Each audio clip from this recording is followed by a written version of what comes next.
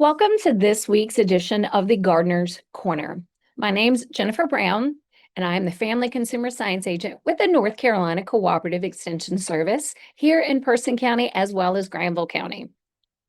I want to share a presentation with you all, Cooking Matters for Caregivers. Oftentimes we want to make sure that our caregivers are getting the information that they need to make their family's meals as healthy as possible. And oftentimes, individuals are concerned about certain nutrients. So, we're going to focus on making meals with calcium and protein. And we're going to use the curriculum from Cooking Matters, which is also out of the Food Trust. So caregivers, we hope, by attending some of our extension programs, will gain confidence to include more calcium and more protein into their family meals. We want to help individuals, whether they're a caregiver or maybe you're just making meals for yourself, determine what appropriate portion sizes are.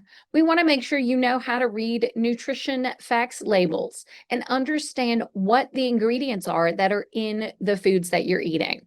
And by being able to read your labels, you will be able to select foods that are lower in saturated fat, sodium, and sugar. And of course, we always want you to practice safe food handling because we don't want you to get yourself or anyone else sick because you're not doing something following safe food guidelines. So the Cooking Matters program has a really good website, and they have a lot of resources and information and fact sheets that we can make available to you. One of them is the My Plate Your Way, and it kind of just gives people information about the My Plate, which used to be known as the food guide pyramid, but it's changed and it looks like a plate now because people sometimes don't understand when you see a pyramid exactly how much or what foods but when I show you a plate, you understand, oh, a fourth of my plate should be this food group. We want you to also, when you look at the My Plate, we want it to be bright and colorful because that's what we want your plate to be as well. We want half of the plate to be fruits and vegetables, and the other half to be grains and proteins with a little dairy sprinkled in.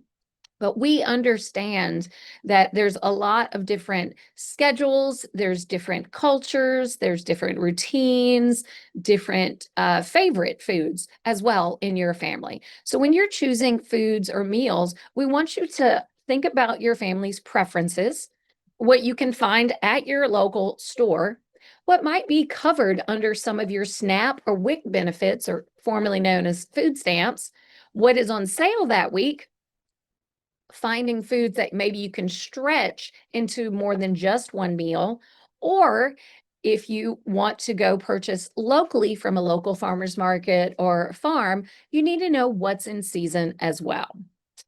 So, focusing specifically on calcium and protein.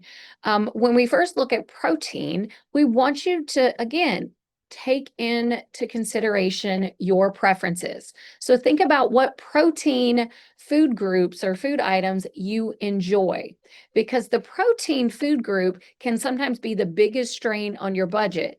Because when most people think about protein, they think, bring me the meat.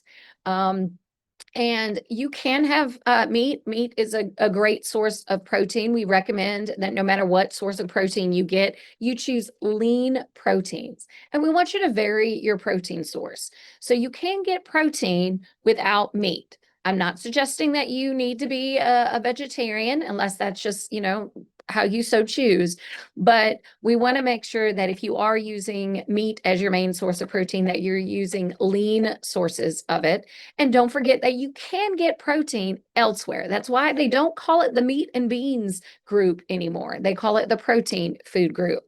You can also try to cut down costs by using healthy, affordable proteins like certain beans. Black beans are a great source of protein, eggs, or even thinking about canned meats, whether it's canned seafood or canned chicken, and doing this different times throughout the week.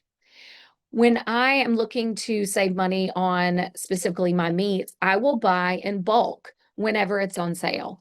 And I will make sure that I am, putting it in my freezer, I'm dating the package, and I'm using it within an appropriate amount of time so that I'm not throwing away and wasting food. I mentioned beans. If you want to even save more money, dried beans are going to be cheaper to purchase than canned beans. Anything that makes you do a little bit of the work is going to be cheaper. So if you, for example, you still want your meat, you want your chicken, but you still want to be on a budget. If you buy a whole chicken and cut it up into all the different pieces, that will save you money than if you let the butcher at the store do it and then you buy packs of chicken breasts and packs of thighs and packs of drumsticks. If you bought the whole chicken, you could cut it up yourself. We have resources or even videos to help you do that if you need help with that. I mentioned eggs. Studies have shown that healthy individuals can enjoy an egg a day without increasing your blood cholesterol levels. So I know you might be thinking, I don't want to eat just one egg. Okay, if you're not eating eggs every day, then you could have more than one at a time there. Eggs can also be one of the most affordable sources of high quality protein. Even when egg prices were a little bit higher than we were used to, they were still a lot cheaper than some of the other foods that are not healthy for us, or some of the other protein options as well. So your budget-friendly chef loves eggs. Eggs can contain up to 6 grams of protein and varying amounts of the 13 essential nutrients that we need, vitamins and minerals. And it's only about 70 calories. They're very easy to make. They're very versatile. So you can have them, scrambled when adding chopped vegetables or other herbs and spices. You can hard boil them, use them for deviled eggs, or put them as toppings on your salad. You can, fry them as well. If you want more delicious, healthy egg recipes, you can visit the American Egg Board at incredibleegg.org. Going on to the dairy group, because as we mentioned, we want to focus right now on protein and calcium. Your main source of calcium, when I first think about it, is going to be my dairy food group. Foods in the dairy group are important sources of not only calcium, but vitamin D, both of which can help build strong bones, which is something that, I want my children to also have as they're growing and developing, but also I want my parents to have because they are losing possibly, muscle mass, they are losing, bone density, they might be developing osteoporosis, different things like that. Calcium can also help individuals maintain a healthy blood pressure. Um, Again, there are non-dairy sources of calcium. So if you are lactose intolerant, again, green leafy vegetables are great. Fish, seafood with bones in it, your shrimp in the shell.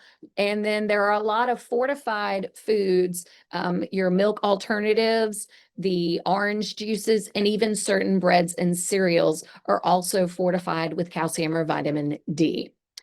We want you to, if price is a concern, we want you to pay attention to the unit price. So when you go up to, a label in the grocery store, it has your retail price. And in the top, usually left corner, there's another little square that usually has a price per pound, per ounce, per some unit of measurement there. And that is the unit price. That's how much you're going to pay per that ounce or per that pound.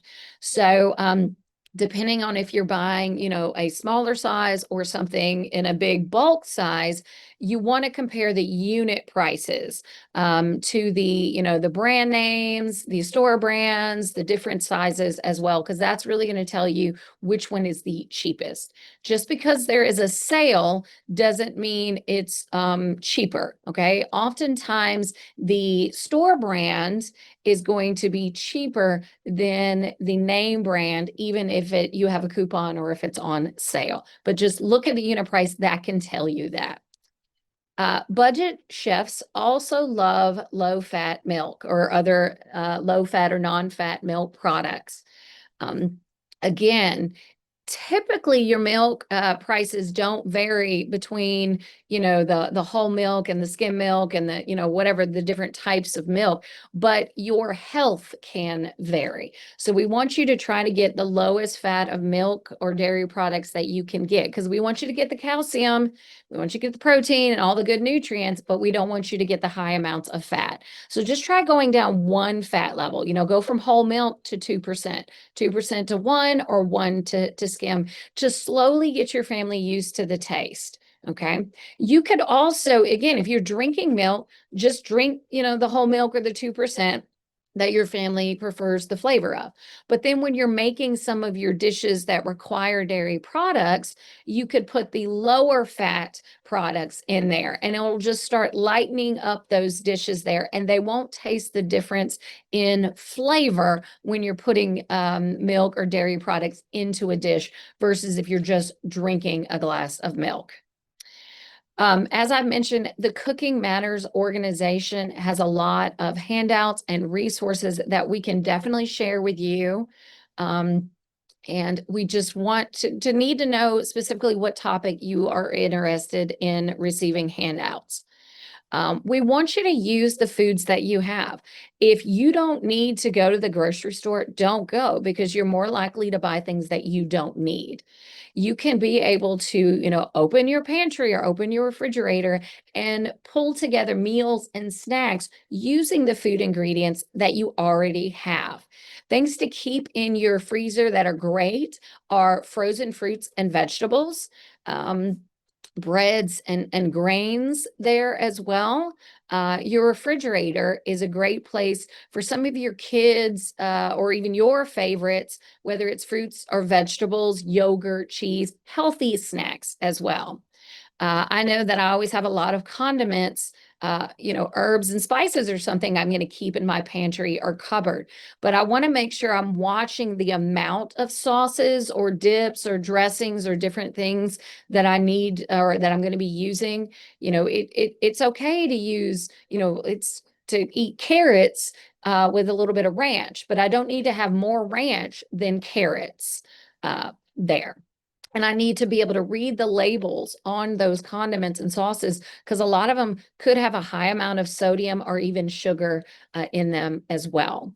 And my refrigerator is a great place for leftovers there, so that I can have them the next day, or maybe I can take those leftovers and kind of rehab them into something else a little bit. Okay. When I'm going to my pantry or my cupboard, again, canned products are great, fruits, vegetables. I want them to try to be either low sugar or low sodium, depending on which product it is. Um, Again, canned beans and other legumes are great sources of protein as well. And then those cereals, crackers, and pasta, it's better if they're whole grain. But still, oftentimes it's just what you do to some of those products there. I can have my brown rice is better than my white rice, but my white rice is better than fried rice. So, how you're cooking is important too. So we definitely recommend that you have a grocery list. It helps you stick to that menu. It helps you plan, it helps you budget, and it helps you not, just do all this impulse buying. I don't like spending a lot of time at the grocery store, so having that list is going to help me get in and get out, as well as it'll avoid or prevent me from buying something that I already have at home. It gives you a good starting point, but you can always be a little flexible if you see something's on sale. I recommend you look at the sale items, or the grocery store circular before you go to the grocery store, so you kind of have an idea and can make a plan there.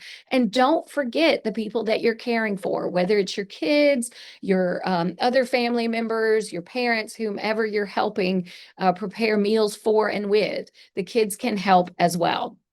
So, the Cooking Matters organization also has a lot of delicious and healthy recipes. Now, you can take this and you can tweak it a little bit, but some of the recipes they have, if you're looking specifically for protein or calcium or different things, then you're going to have to look at that nutrition facts label, and the website will have different resources for you as well. And you can compare them and look at the amounts of fat or salt or whatever else to tailor make your diet for you. Some recipes, again, oh, that's got a high amount of protein. Great. But it also has a little bit higher amount of sodium. Can I tweak this recipe to still keep the protein, but keep that sodium down? And don't forget your seafood. Eating fish, fish provides so many good nutrients, omega-3 and omega-6 fatty acids, which are good for your brain development. They're a good source of iron, which a lot of us, as we get a little bit older, are deficient in, and a lot of different vitamins too, including helping with your child's brain development. There are certain, amounts that we recommend just for protein in general. We recommend you eating, your protein portion is about the size of the palm of your hand. Again, if you are feeding children, that's going to decrease in size the younger they are. Okay. So pay attention to that, but it's really great and recommended to eat about 2 or so servings of seafood a week. Some people, they've heard things about mercury, so we do want to make sure that you are watching that. There's a variety of different things, and you can get more information from the U.S. Food and Drug Administration, the FDA, that'll give you this sheet of what are some of the best choices of fish there that are lower in mercury, whether it's for your child or you or an older adult. Some of the ones that I know that people eat a lot more than usual could be crab or flounder, lobster, herring, oysters, salmon is a delicious one, tilapia, whiting, different things like that. And cod and whiting are typically cheaper sources of seafood at the grocery store. But just read your unit pricing and pay attention. And again, reach out to us if you want resources from the Cooking Matters organization. As you can see, they have a lot of different resources that we want you to take advantage of. And you can visit their website at thecookingmatters.org. And they also have a Cooking Matters YouTube channel. So we're going to take a brief break and get a word on from one of our sponsors. Are you tired of looking at the dirt, grime, and mildew on your home, garage, RV equipment, driveway, and/or your sidewalk? Call on a family-owned and operated business to fix that problem. Contact M&J Pressure Washing Service, 336-951-7836 or 336-459-8494. M&J Pressure Washing Service proudly serves Person and Caswell counties. Their services include pressure washing, trash removal, junk pickup, and haul-away services. Contact Marion Jackson, 336-951-7836 or Jerry Jackson, 336-459-8494. Visit the website mjpressurewashingservice.com or visit their social page. M&J Pressure Washing Service. South Boston Memorials, located 1439 Seymour Drive in South Boston, Virginia, has been in business since 1958. The Myers family of South Boston Memorials believe that every life has a story. For 4 generations, their life work has been to present and preserve that story for our prosperity to hear. Allow South Boston Memorials to tell yours. South Boston Memorials has granite memorials, markers, and mausoleums, over 300 in stock. In-house laser etching is available at South Boston Memorials, and they can also make pet markers. For memorial benches, vases, and monuments, call on South Boston Memorials at 434-572-3859 or visit their website, sobomemorials.com. That's 434-572-3859. South Boston Memorials is located 1439 Seymour Drive in South Boston, Virginia. Like us on Facebook or visit the website sobomemorials.com. Give the gift of preservation. South Boston Memorials now offers cleaning options for memorials for your loved ones. Call them today at 434-572-3859. Welcome back to this week's edition of the Gardener's Corner program. Before the break, I was talking about making meals using calcium and protein. And I wanted to provide a little bit more information about nutrition. There's a lot of myths and facts out there, so I want to go over some of them with you. Because we want you to be able to identify sound nutrition practices for your health. And oftentimes, people, it's really hard to determine the information that you're getting, if it's from a good source, if it's a reliable, if it is following evidence-based research practices. So hopefully you will be able to do that, provided we give you some little information about certain myths or facts. So we're going to do a little activity here. I've got 5 different statements, and I'm going to read these out loud, and I want you to just, in your mind, think about whether you think it's a myth or a fact, and then we're going to go over them just briefly. Number 1. Red meat is bad for health.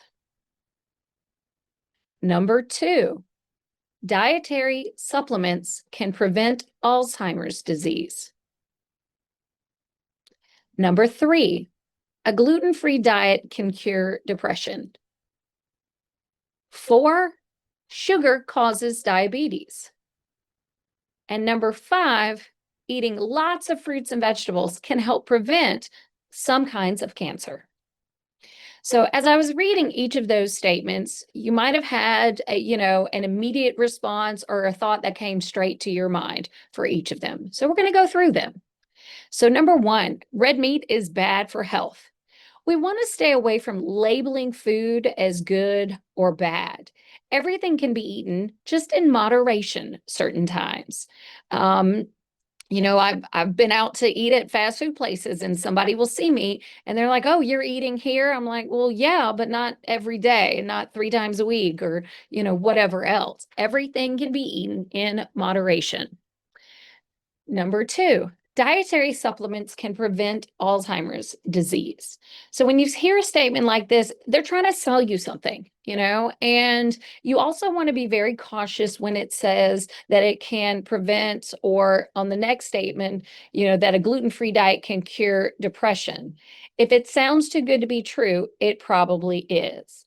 The Food and Drug Administration doesn't regulate supplements in the sense of, making sure this product does what it says it's going to do. They make sure it's safe for you to take, but there's not really a entity that is regulating them in the same way as we regulate medications. That's why we don't want you taking supplements without first talking with your medical health care provider. Because they know what nutrients you are deficient in. They know what supplements they might recommend for you, depending on your lifestyle and what health things are going on with you. So we don't want you to self-medicate, just like we don't want you to self-supplement either. Number 4, sugar causes diabetes. Again, we want to be very careful with these dire warnings of danger. Diabetes is caused by, or it's the state of having, high blood sugar.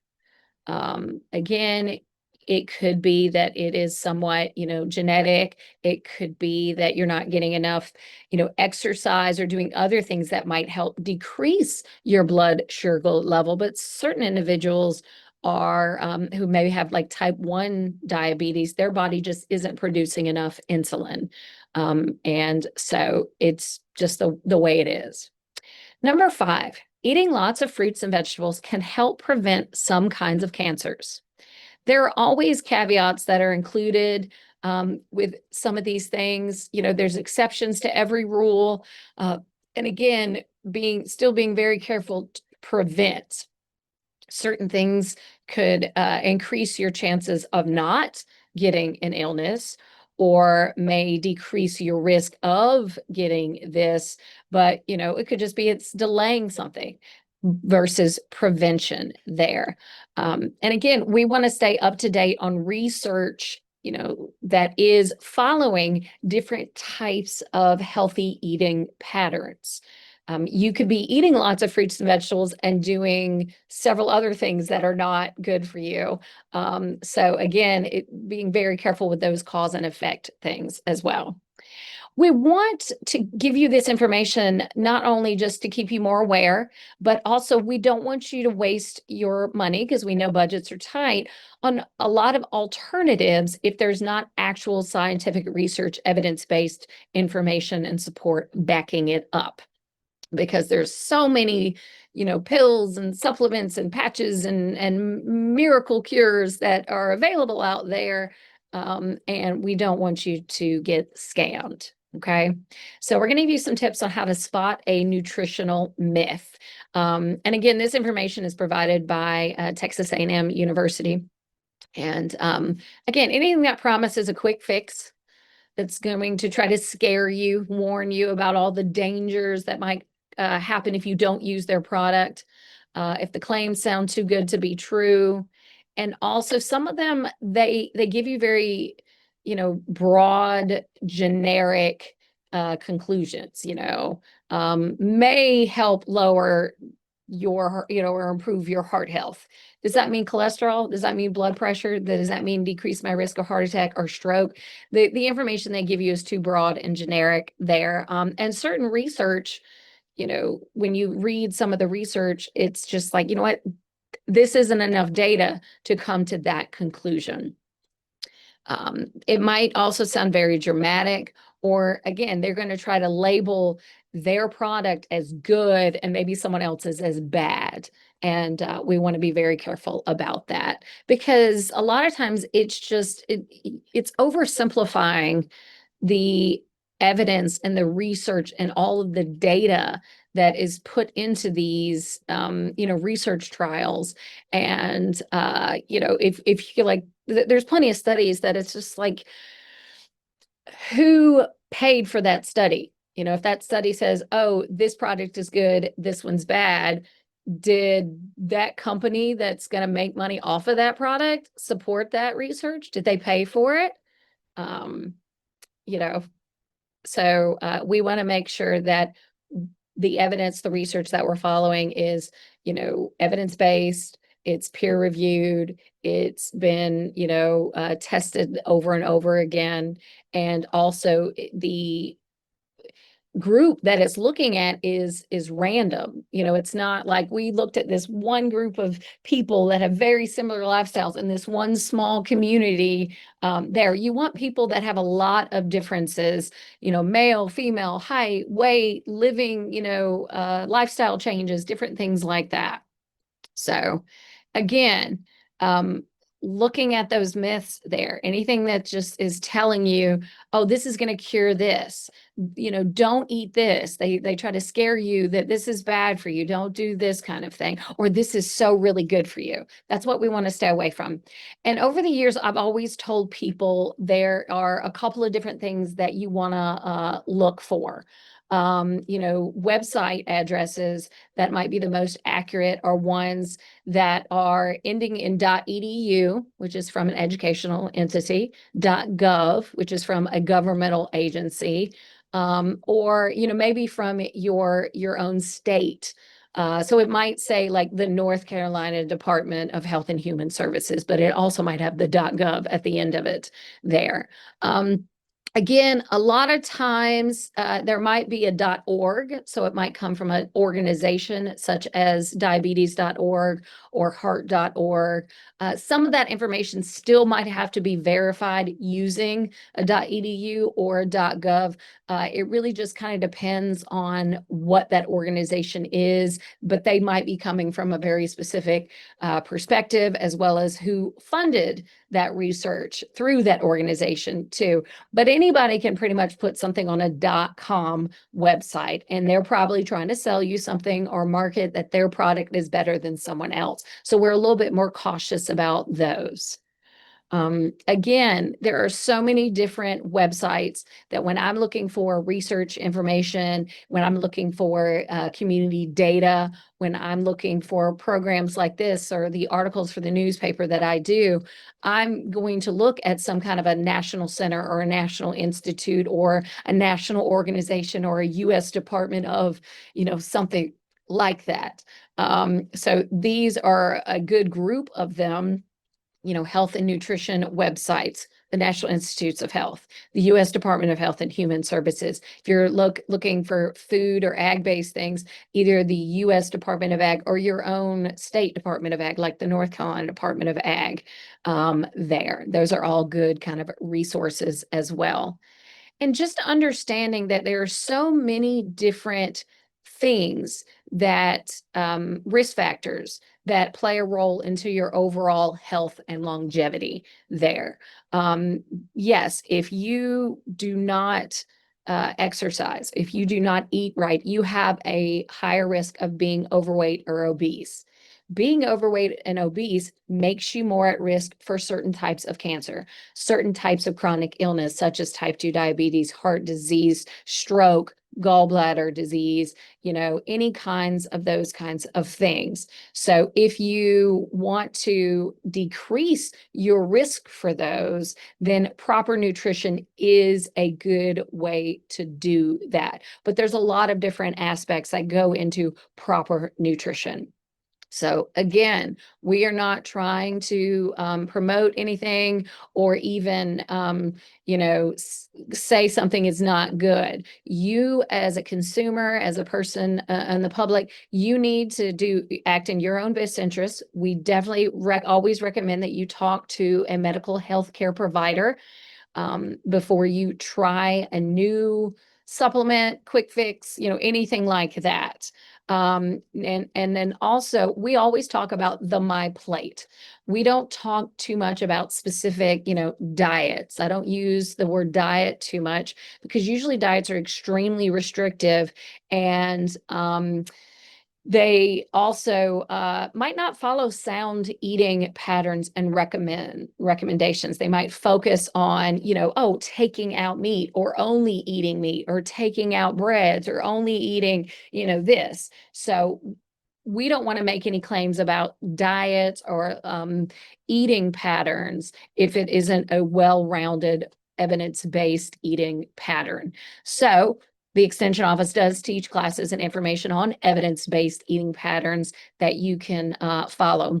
The ones that we really recommend, and again, we don't usually use the word diet for them, but is just using the My Plate, looking at the My Plate and the different food groups and trying to get your plate in front of you for your meals to line up with the recommendations. Okay. So there are dietary guidelines for Americans that come out every couple of years, and, making sure that in each of those food groups, there are healthier options. You notice I didn't say good or bad options, but there are healthier options.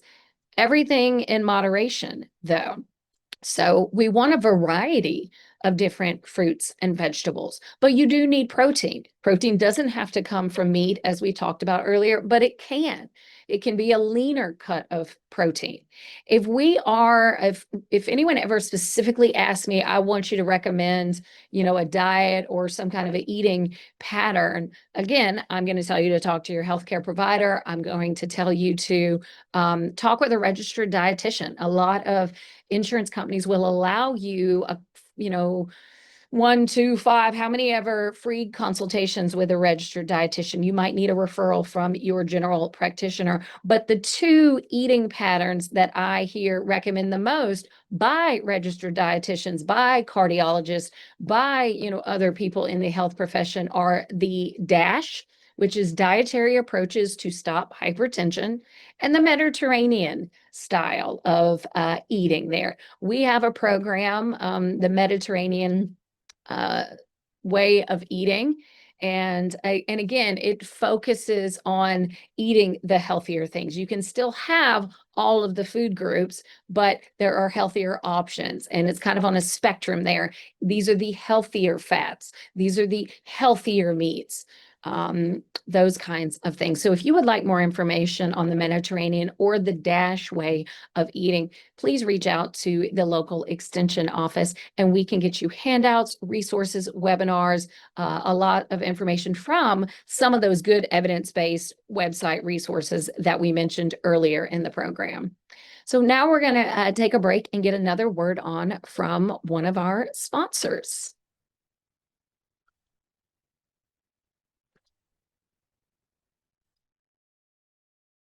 As we start heading toward the fall season, we can already be thinking about the cooler days of fall that will be here soon when we really get to enjoy outdoors and doing our fall lawn and garden work in our flower gardens. It's also time now to kill those weeds in the lawn and be ready for fall seeding. T.G. Brooks Supply Company has the chemicals to do it. They are fully stocked for fall, and meanwhile, if you still need irrigation, they have plenty of irrigation needs such as hose and sprinklers and piping. For your work in the yard, they have yard tools like rakes, hose, diggers, choppers, pitchforks, pruning saws, loppers, wheelbarrows, and lawn carts, and even lawn sweepers. And for your fall flower bed, they have your hardwood mulches and dyed mulches, and that really good triple ground mulch. They have mulch in bags or by the trailer load or pickup load, and they can arrange delivery for you if you need it. So this year, beautify with fresh pine needles for planting, for you get you some topsoil, planting soil, and they have cow manure. They have, by the way, they have the Pride dog food, including the Pride Pro Series. No matter if you're the homeowner or business owner, they can fill your fall needs. If you are the professional landscaper, they can handle commercial accounts. It's no wonder people from every corner of Person County travel to T.G. Brooks Supply. They love the friendly family business where every customer, no matter how large or small, is treated with courtesy. They serve homeowners, farmers, and those in construction. They have since 1936, where they remember Maybell's Boutique across the street. For children's clothing, remember Maybell's Boutique. Shoes and other needs for children. We are all thankful, and definitely it all comes together when you pay a visit to T.G. Brooks Supply and Maybell's Boutique, Helena Maria Road in Timberlake. Do you have those annoying potholes in your driveway? Need some driveway regrading? Or maybe you just need some new gravel? Give JT Allison a call. Jody has been in business for over 25 years, specializing in driveway grading and hauling gravel.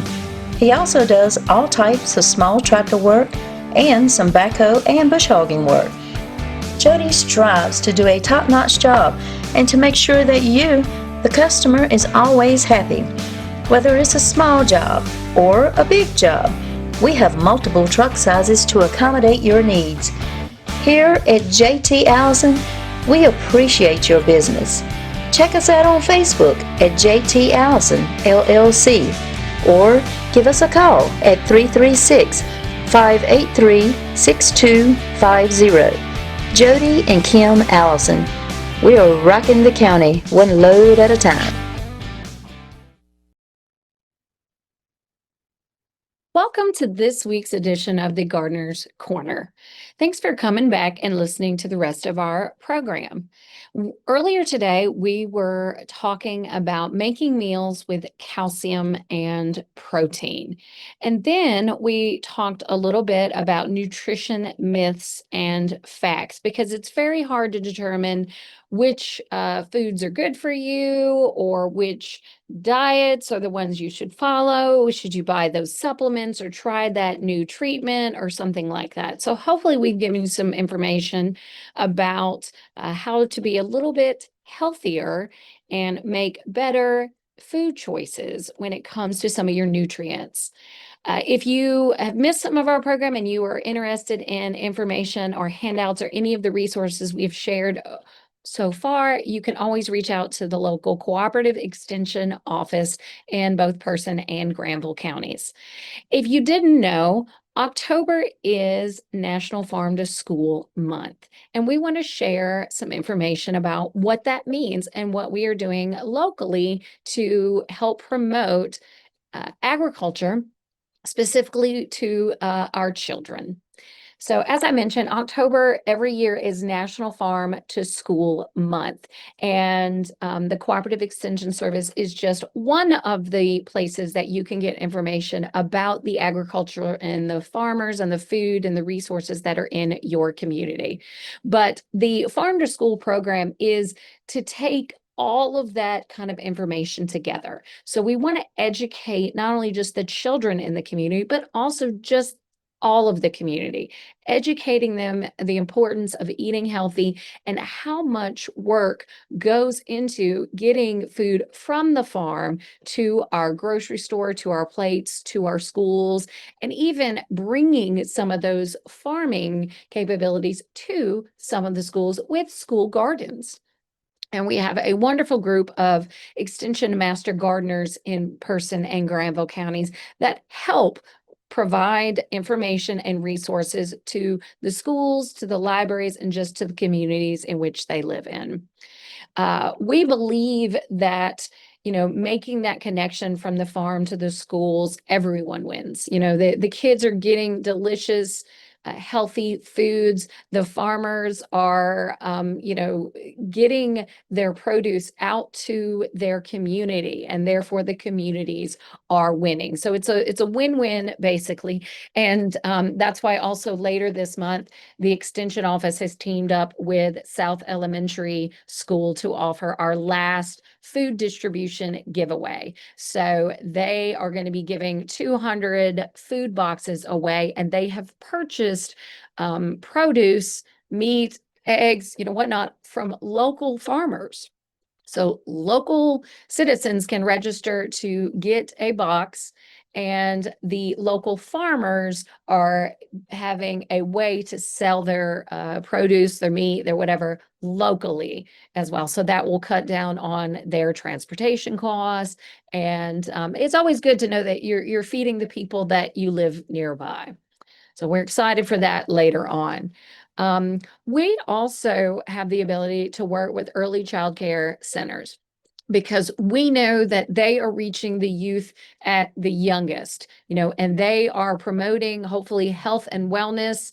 They are engaging with the families, and a lot of times they can do hands-on experiments or lessons with the children that maybe they don't have time for in the traditional school setting there. So all of the same kind of core elements apply, whether it's you're working with preschool children or you're working with school age children, is we want to reach them and teach them about the values of agriculture, about having an impact on people's health, taking care, animal welfare, respecting the workers and the educators that are out on the farms or working with these children. So the National Farm to School Network has a lot of good information that you can get resources from as well. Back in 2011 was the first Farm to School Month. It was first recognized there, and it has led to just annual celebrations. So this coming week, we will celebrate with the NC Crunch Day campaign. I'll give you some more information about that in just a moment. But every year they come up with a theme. So Farm to School Month in 2025, the theme is growing for the future.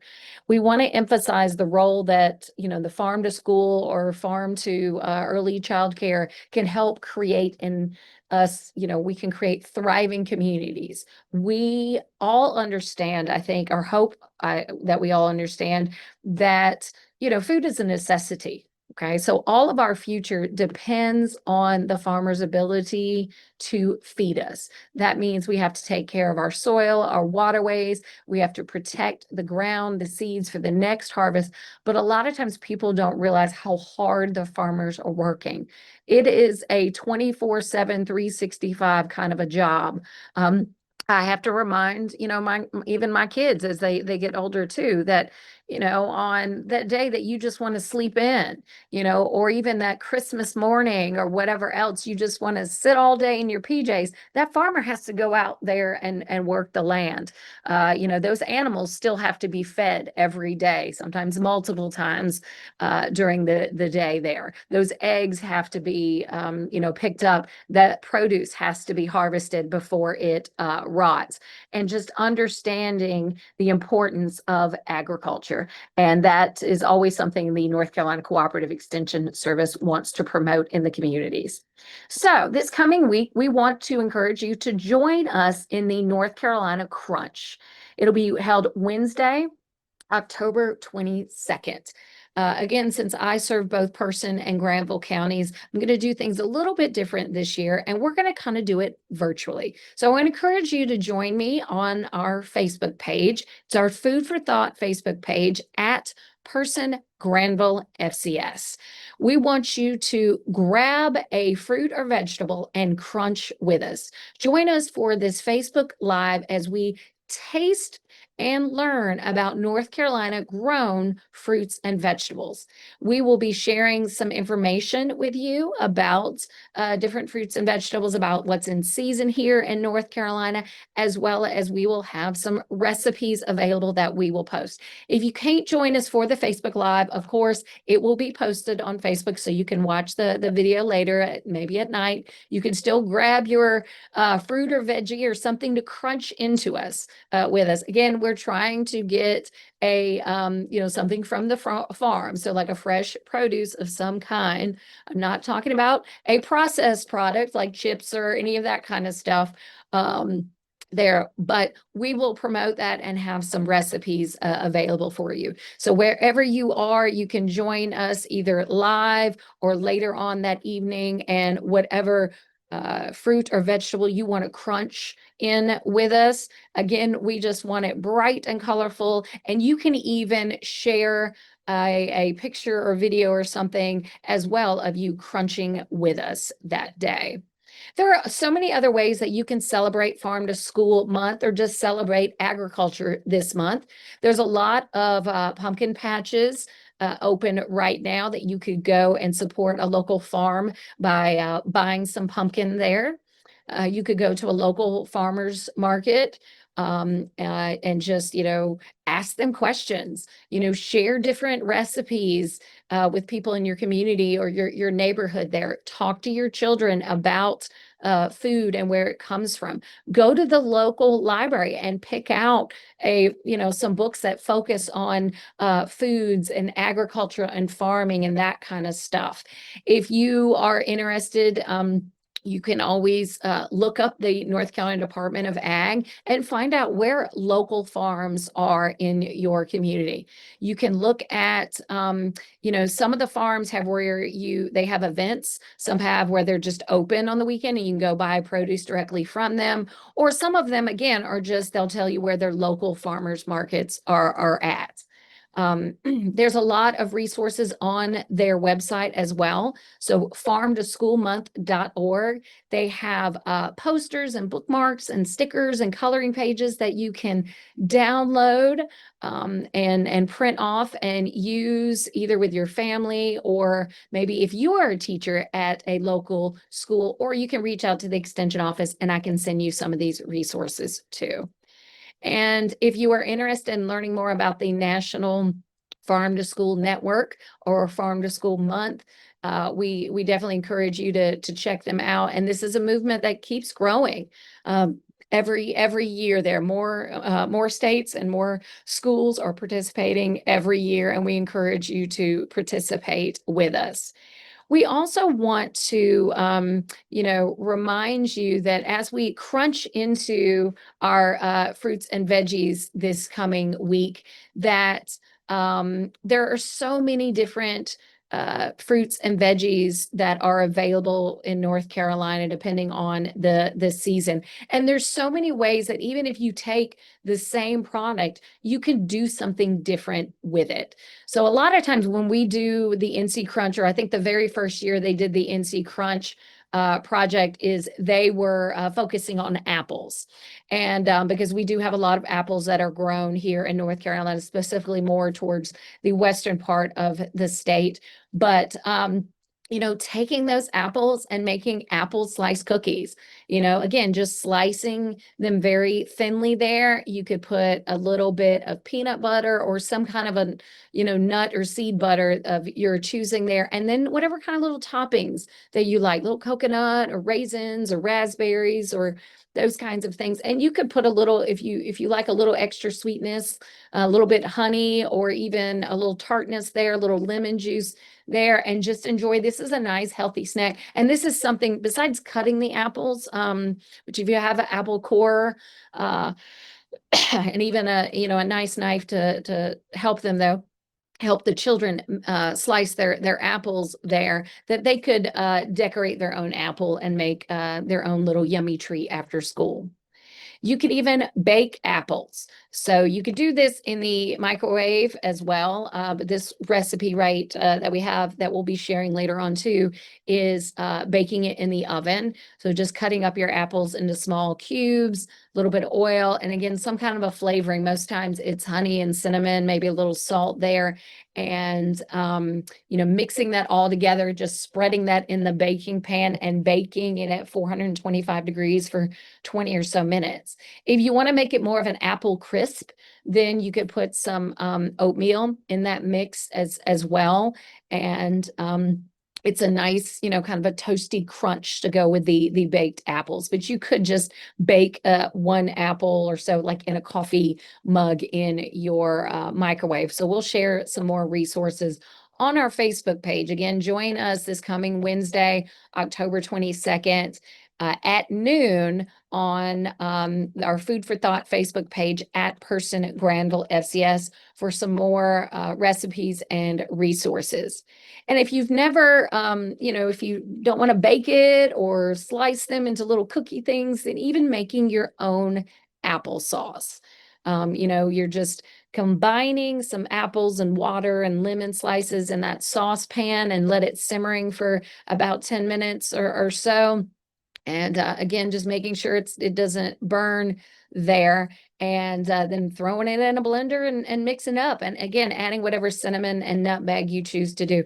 So these are 3 fairly simple recipes that you could make at your own home. You don't have to have a lot of equipment. You don't have to have a lot of knowledge on how to, make different foods, but it's something simple and easy that you could do with your family. And while you're talking to, your kids about, the apples or about what the apples are doing, again, having that connection to them and talking about local farms and where their food comes from. And we hope that you can join us this Wednesday, October 22nd, wherever you are.